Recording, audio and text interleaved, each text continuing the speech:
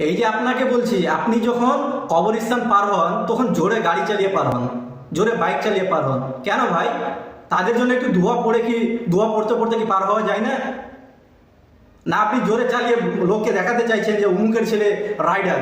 আপনার মতন বড় বড় রাইডার, আপনার মতো বড় অহংকারী ওই কবরে শুয়ে আছে। কেন ভাই একটু আস্তে চালালে হয় না? কবরস্থানটা পার হচ্ছেন, আপনার জোরে চালানোর কি দরকার? হ্যাঁ জানি আপনি বড় রাইডার, আপনি জোরে কেন চালিয়ে পার হচ্ছেন? ওই জায়গায় একটু আস্তে পার হলে হবে না? এই যে আমাদের ফারাক্কা ব্রিজ একটা স্পিড লিমিট করে দিয়েছে, আপনি যান তো জোরে, যাবেন না সেখানে।